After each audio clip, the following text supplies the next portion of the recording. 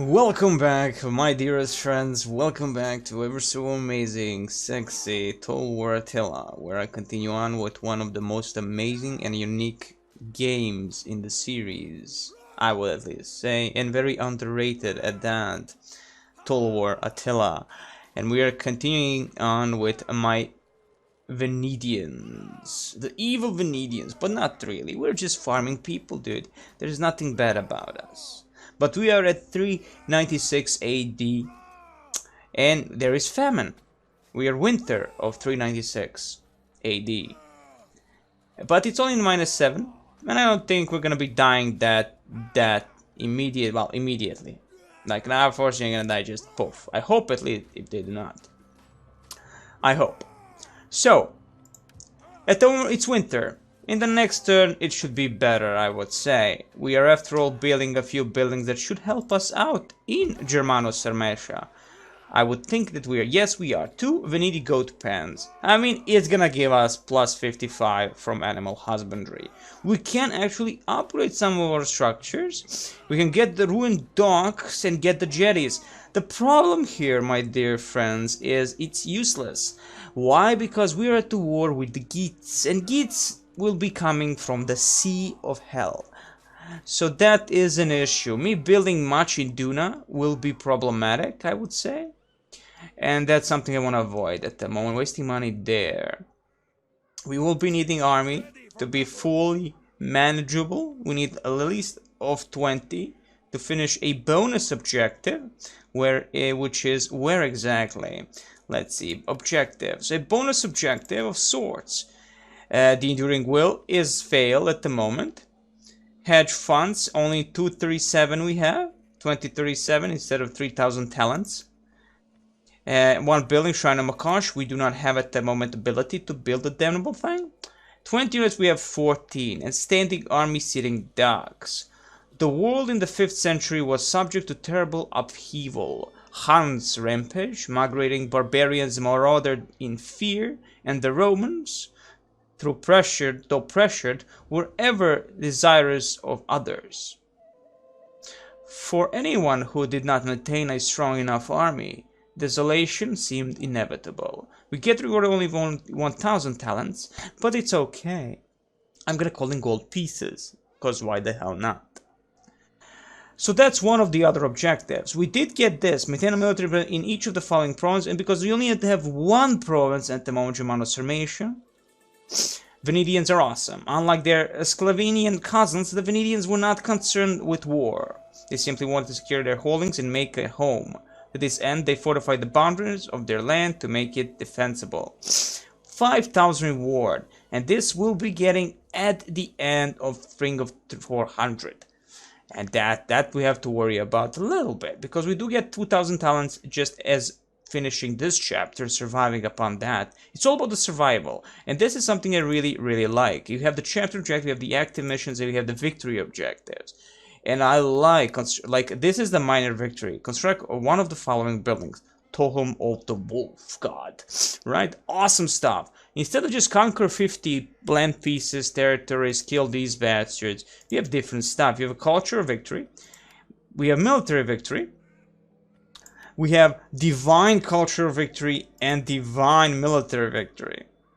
So we have to go through this, do this, and do this to get the main thing. But the minor victory at the moment, if we can even get this, it's going to be amazing.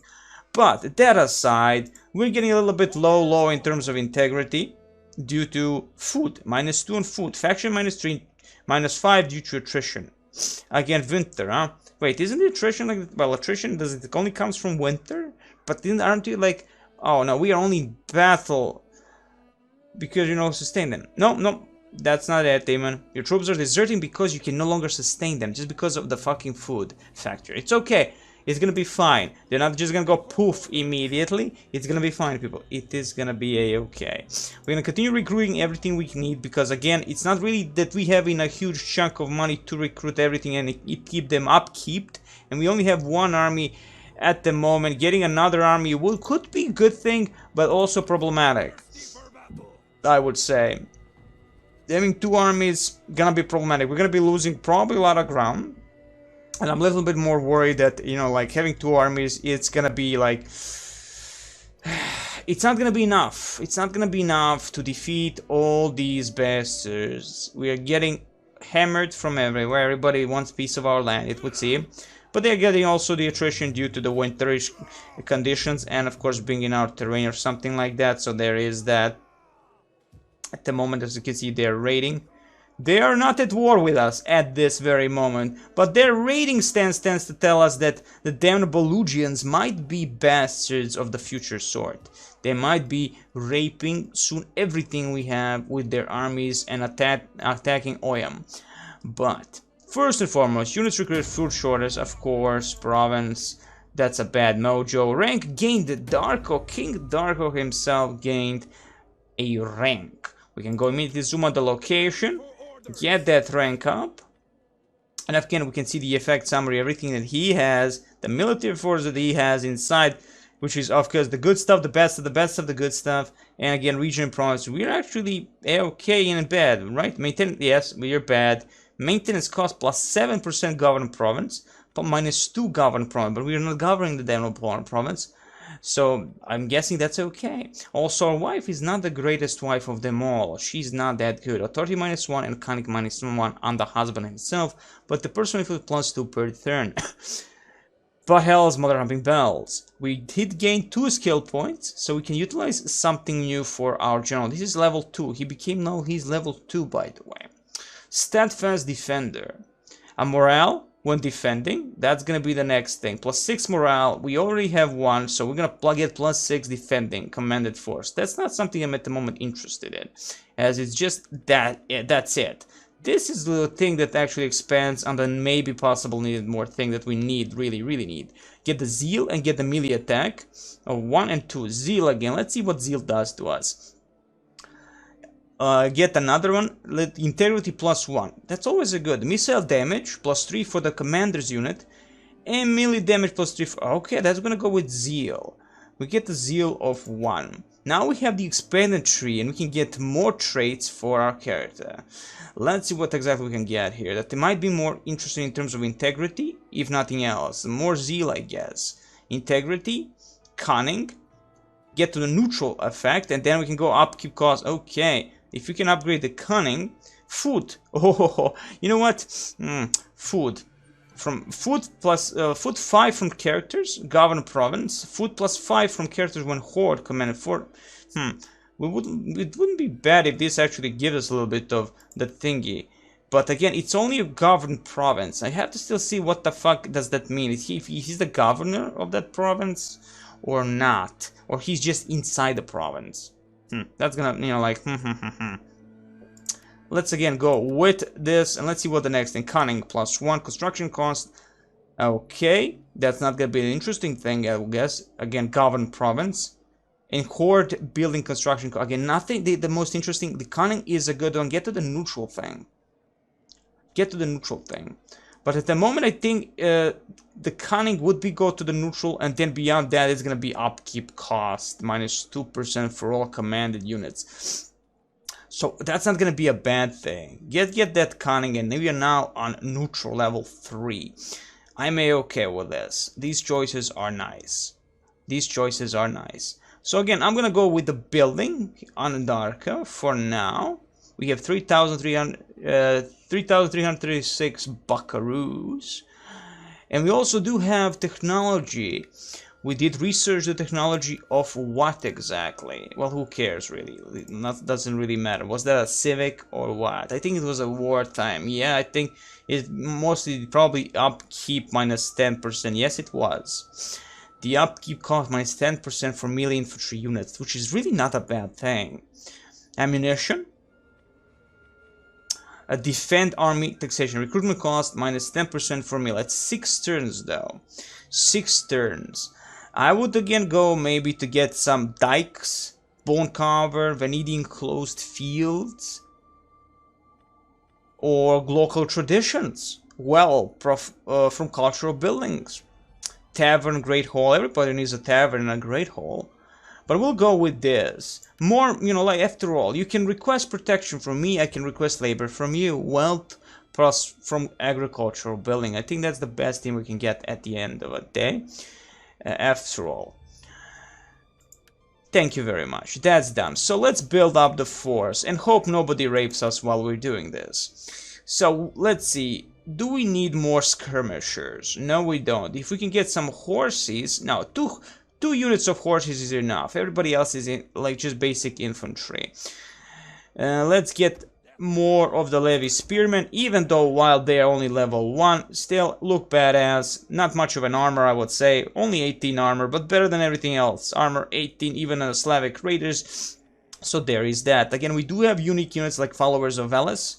We do have Slavic Axe Levy, and we have 2 units of Slavic Levy Archers. Again, unique units in terms that we begin with these, so there is that. Yeah, I mean, followers of Veles looks really, they look badass as hell, I would say. Look at that massive shield, like the Slavic, and a big mother-humping axe, I think that is. And some armor, and they're big bushy beards. Amazing.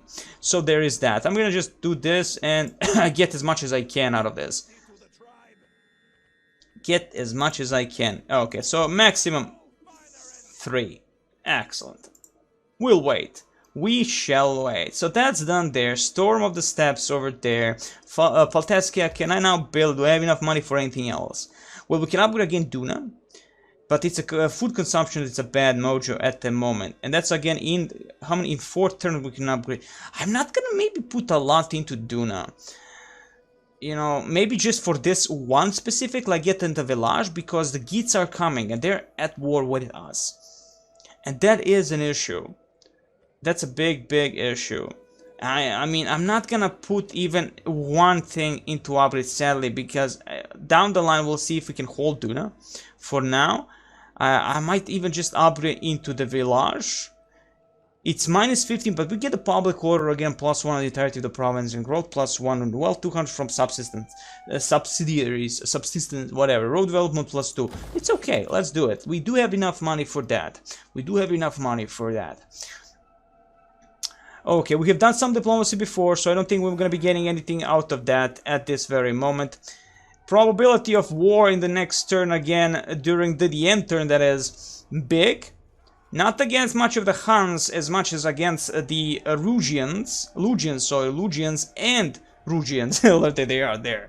They're right next to them. These bastards, like, holy mother of God. So anyway, we've done everything we could. Let me just see what is our faction, how we are good. We are at the moment respectable. We lose the public order, but get integrity and loyalty also. Our wife could do something. We can actually give them some intrigues, specific characters to do something. Dragovit, which is our heir, is an amazing person. Become a retainer. But can you really, like, who is more? Like Porga, like Porga is just he's a governor. He's not gonna do much. I mean, the king himself is the one you would get like a retainer position, earn from him whatever you can. Let him teach you things. In terms of our wife, she has 40 of age and 59 of influence. Secure loyalty. Is anybody getting disloyal with me? 7-7, we are good. We are actually good on loyalty at this level at the moment. Gather support. Seek support from among the elite, thereby strengthening your control over the political situation. This, of course, at the start of the next turn. Influence cost 25. We could go and secure more of that. Why the hell? Diminish popularity of certain characters. We will not. We can even assassinate if we care and secure loyalty if need be. But at the moment, I think I'll just gather support. Why the hell not? For the husband himself. And I think that's about it. We also do have new, which is a statesman. He's a statesman, people. Unreally. Let me just see what I can give here. New. You're nobody at the moment, right? You're like he doesn't. Are you anyone? He's just a statesman. He's not the governor of anything. He doesn't do crap. You have a nice wife. She has some nice buffs. Faithful. Personal influence plus 2 per turn and authority plus 1. Gnu, my friend. Yeah, okay, so he's, well, I'm guessing he's just my child. How old are you? 33, 22. He is an heir, you are not. Interesting. You are not. But doesn't mean you're gonna become a companion. Why the hell not? Why don't I just put my son there? My second son. Is he my son? Is he even my son? What are you? Are you my son? You probably are my son. My son. Well, darker son, but not my son. So, let's end the turn and see how this is gonna go. Again, hope that no wars. But, again, shit happens. Sadly, crap happens and Demon cries down the line. But the most important thing is, I'm having fun with this. Again, it's a very unique game. In the series, it's quite a unique game. There's so many things happening. And it's a world that is really underrated. The period specifically that is underrated. You know, the fall of the Roman Empire. I mean, everybody goes into the ancient world. Again, for the ancient stuff, I would always say 10 out of 10. The best mod that has become like a fucking game is Europa Barbarorum for Rome 1 or Europa Barbarorum for Rome 2, for Medieval 2. Now that's a fucking game, not a mod anymore. These people put so much love into that mod that is a game. This mind-blowing, the amount of effort, the amount of everything that you have to put just to make a goddamn mod that becomes a game is amazing. And I would really I mean, this is the funny thing to me is that people judge if you sell mods. Now, just listen to this. Yeah. Make your homes a wasteland, despoil your women, enslave your children, and desecrate your ancestors' graves. You see, everybody loves me. They just love me. Oh boy. A first battle. A massive battle. So Rugians against me. Oem is gonna fall like a bitch. Like, I don't even have to fight this battle, but it's gonna be our first battle, so we shall fight this battle. We're gonna battle it out. Let's see the terrain first. I mean, we're defending the village, so there is that. This is gonna be a problem. If we can do as much damage as possible, but with what? Look at this. This is basically nothing. He has a lot of Germanic levies, Germanic band, and all of it with axes, and of course a lot of hurlers. That's gonna be a bad mojo. So we shall see. We shall see. I'm gonna do this battle in replay mode, so I'm gonna just do this as is, and then it's gonna end. It's gonna be beautiful. It's gonna be amazing. So let's do this. Let's see what we have. We have Sally Fort. Not really only have to do that, to be honest. Just fight the battle on the battlefield. And see you soon, guys. Let's have fun. Welcome back, my dear friends, to the Battle of Oyam. A post-replay or replay post. Post-battle replay, that is. Battle. So we have our beautiful commander here defending against the Rugians. His name is Sporga, Commander Porga, the garrison army of many brave men here. Brave Slavic men. The enemy, massive. Very massive. We can see here, we have 840 against 2,400 men. It's a big amount of enemies. Not a huge, very long battle, but still. A massive battle it will be. So, first and foremost, a battle map. Our beautiful village of Oyam. No walls to defend all this. Well, we have some walls in this location. Nothing very important. We have natural formations, if you will, at least man-made natural formations or natural formationless. With an army that I position right here. Under Commander Porga. Commander Porga is just basic Slavic Levy Spearman tier 1 unit. We have 2 of those. We have 3 beautiful Slavic Levy Archers. Barely any armor, I would say. Barely any armor. And a little bit of armor on Slavic Axe Levy. We shall look into the details of each of them soon. We also have some Slavic Levy Skirmishers. We are surrounded by the enemy commander, level 1 star general, that is, specifically, general no less, a medium melee infantry, Germanic nobles, tier 1, eager to kill, general still alive.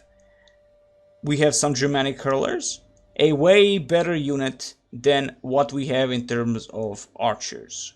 Our Slavic Levy archers have less damage than the hurlers, and the hurlers have massive rate of fire compared to our archers, and even maybe a bit better armor.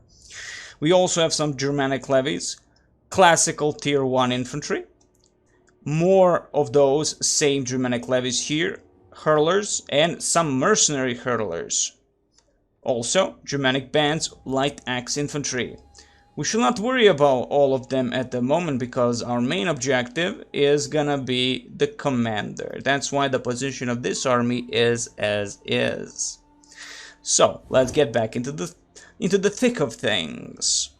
So, we have Slavic Levy Spearmen, melee attack of 24, 32 damage, 24 being the accuracy, the chance to successfully hit the enemy, and of course the basic damage between the weapon, the base, and armor piercing, all that beautiful stuff. Amazing, right? Good stuff. 18 armor. That's just basic for each of these Slavic Levy Spearmen. Now we come to the Slavic Levy Archers. Have an armor of 0. Understandable, indeed understandable, as they are pretty much naked. They have just a bunch of pants. One normal person, a commander of the unit, and that's about it. Beautiful stuff. Missile damage of 38 and 12 ammunition. Again, very poor, but they are brave people. Brave Slavic people. We have some skirmishers. Missile damage of 90 no less. Amazing excellent rate of fire. Way better than the archers themselves. Ammunition only of 4. Next is also melee attacks are on archers. Like only 5 and melee damage 6. Again, awful. We have 3 of those archers, and now we come to a little bit more specific type of unit, I would say. A Slavic Axe Levy. Light Axe Infantry, excellent armor piercing damage. They have a bit more armor than our beautiful archers. 15 armor, no less. Amazing. Melee attack of 38 and 32 damage. There you go. Melee attack better than the Slavic Levy Spearmen, but damage is around the same. The most important thing, of course, for the Slavs is that we have, because of the Shrine of Perun, we have this last stand ability that shall be utilized quite a bit. Man born of the forge and hardier and more resolute, available to all Slavic units in a province containing a religious building dedicated to Perun. Being that this is Germano-Sarmatia province, we have built already a specific building that we need this ability to be used for. Units are immovable for 2 minutes, their morale becomes unbreakable, their fatigue is cancelled out, and bonuses to melee attack and defense are given. And you can of course see the square formation. Plus 50 missile block chance, plus 10 and melee defense, and plus 10 melee attack. Minus 100% fatigue, freeze fatigue, unbreakable becomes the unit. And that comes for all the Slavic units. Amazing indeed. Amazing, and I would say one really amazing ability in general for the Slavs, if we have the specific building. And I lied that the buildings themselves give you a little bit of oomph for the combat situations, of course. Over here, the main force that I will be looking at, because this is gonna be the main force we'll be attacking and defending against, the Germanic nobles. With a commander somewhere out there. And you can see melee attack of 14, melee damage 40, and a big health pull, 143. There is that, armor of 38 no less, but again, this is a commander unit, well, attached to the general, that is, again, Germanic nobles, even though still tier 1, good armor, average missile block chance. So there is that. Also, again, hurlers, way better missile damage of 50, ammunition 15, and have armor of 3. But still, melee attack of 9 and 11 compared to 5 and whatever we have on the archer, so there is that. 24 and 32 melee attack and damage on the Germanic Levy, and that's about it, and 18 armor. Not the biggest freaking difference compared to what we have here. It's actually the same 24, 32, 18. Is that it? Yes, 32-18. It's actually, we are all the same in terms of spear people. So there's that. Let's begin the battle. And now the battle unfolds. Let's clear out this beautiful thing. And let's see how this all is gonna go. Let's move into a normal speed. I see they want to play. The enemy outnumbers us. Indeed, they do want to play. And up front, archers are moving in to try and do some damage upon the enemy general, or at least the first wave, that is the Germanic levy spear people. Opening fire. Now, because we already know that these archers are pretty much useless, I did not really look into that when we started this battle. But hells, mother humping bells, hopefully they will succeed in doing some damage. They moved away from attacking the levy. Now they are attacking the general himself, going behind the hurlers. Hurlers opening fire upon my units, and considering that my units have no armor whatsoever worth mentioning, they are being decimated by the hurlers themselves. Complete death and goriness comes to play. Commander himself, first and foremost, running away, already tired like nobody's bitch. Behind them, charge, a massive, beautiful charge by the Germanic levy, compromised not only of men, but of also brave women, Germanic women no less. Charge, and also the towers and the friendly fire by the skirmishers, opening fire, killing some of our men. Defense begins, killing begins. You look at this lady, just kills him right through his heart. And lost for the archers. Slavic archers, naked archers going away. A beautiful charge, probable charge upon my Slavic spearmen. Let's see this up close and personal. There they go. It begins. In this very moment, the last stand ability initiates a little bit. Some of them fall due to rocks. And some pushing goes around. Someone on fire. The last stand ability gives massive bonuses. Some skirmishers coming from behind. This was a misclick, by the way, but now they're gonna go back again and say like, hey, I'm not gonna fight these guys. The last stand ability completely routs the enemy, due of course to the archer fire from the watchtower, which is a fire effect. The fire arrows. In this location we have the naked X-Men attacking what's left of this group of Germanic spearmen. And now they are falling back. Some on fire, some barely alive. Death and glory to the Slavic people falling back, waiting it out a little bit. Let's go back. Our archers doing absolutely nothing on the hurlers themselves, sadly. Again, not realizing that our archers are pretty much useless in this battle. A battle for the watchtower begins. Who wins, who dies? At the moment the flag goes up for the Rugians, not for us. We lost the tower. Tower opening fire upon us. Our units collapsing completely, and the enemy falls back again. Skirmishers not in a better shape than the enemy spearmen. In this very moment, the general himself of the Rugian army attacks. There he is, fighting a good fight against my basic Slavic spearmen. And they're doing well without the last stand ability anymore in the effect. Archers opening fire to the side, hoping for some shots. Skirmishers charging directly into the enemy, hoping to at least do some damage on the sides. And basically, the nobles are holding the line against two units, while the hurlers and the archers opening fire upon each other, hoping to do the most damage.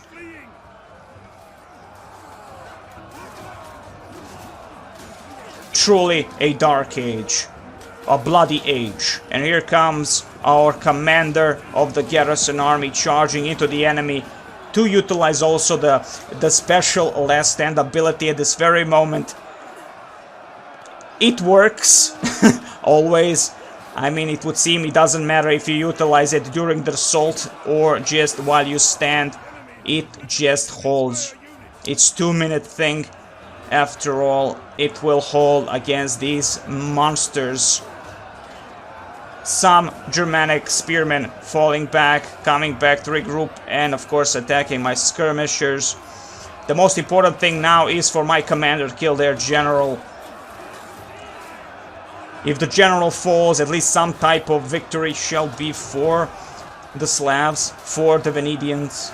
I mean, basically we can't hold this whatsoever. 1 minute and we are already on losses. 300 men against 1,800. Of course, in the distance, we can see that the enemy Germanic units coming from the rear completely annihilated what's left of the archers, and the axemen already dead due to the hurlers. Now the most important thing is killing the enemy general that actually still holds well against the tide of white, against the Venedians themselves. Some spears trying to provoke his shield to fall and just kill him from the back. It's all about just at least killing the general. We killed the general already, the first line spearman, and there goes the general right there, falls apart, and slowly we fall apart completely, and the commander loses the morale. Truly shame and dishonor will stay in this day's memory. This is a terrible defeat to suffer. Yes, but in the end of the day, we did kill the enemy general. Even though he's level 1 general, it means something in defense of a city with just a basic garrison. So it's not really a shame, it truly was a moment of triumph for us. And decisive defeat indeed. But we did kill the enemy general, if that means anything, to be honest. Rugians, evil. We did have, well, we did lose, well, they lost 491, we lost all. From 2,400 they lost 591, it's okay, it's something. And we lost Oyam. Like, that's a problem. We didn't have any army out there. Oh, we did not lose Oyam. Oyam is a-okay. They burned it maybe a little bit, they sacked it a little bit, but they're falling back. And the fucking bastards, they truly are evil. With Geats alongside, wow, we are fucked.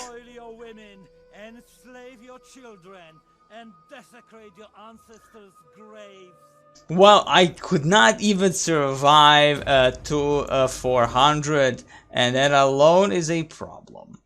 My god. Like, we are a double whammy, but it's okay. At the moment, it's a-okay still. Or like, oh my god, nobody likes us. Like, nobody likes us. This is evil, this is bad, this is, oh my god, worst, the worst. Gainus, deceased enemy killed in a battle, commanding the rivers of blood. It's okay. Our noble enemy has fallen in battle against us. Well, those assholes. And settlement has been sacked. But a-okay also that. The Dragon Slayer man lost 150 due to attrition, and still famine is a bad mojo. We are gaining our enemies in high places, which we'll see. The opposition party has frustrated your efforts to get the support you desire. You can continue, but you must decide how. Well, whatever it takes. Control +6 influence, yes. For Dusha, which is our woman, our beautiful woman. She loses the influence, but we gain control. And we're gonna go for that. Or just forget and get minus, just whatever it takes. Tutelage. Dragovit. This man has taken under the wing of someone more experienced than himself. He will shoulder march. Retainment appointment accepted. Excellent. And our son, new. He is gonna be, again, companion. Amazing, just amazing. Sadly, everything is going against us, and we're still bad on food. Very bad, actually. And the problem here is that, yeah, we need to go. Now, of course, we don't need to immediately repair, but we have the money to do so. And that's exactly what we shall do. But him, like, oh man, I can't get the Venedi goat pens now until I actually repair this.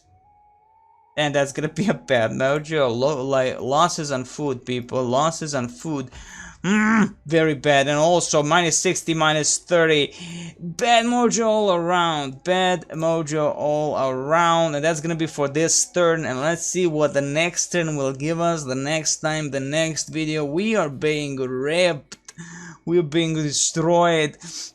And the Blood Embers, the Legions might also attack us. Gento, the leader, so we did kill the general only, not the real leader of the leaders, I guess, of the Rugians, maybe. I do not know. Was he the king? Was he the queen, maybe? And also the Yits are on the move, as you can see here. And the Huns are here. Oh man, the giants of Hyperborea did not dare attack Polteska. Ugh, bad mojo. Nonetheless, as long as we survive, right? I wish you the very best. Next time, more love, more drugs, and always mortal war, Attila.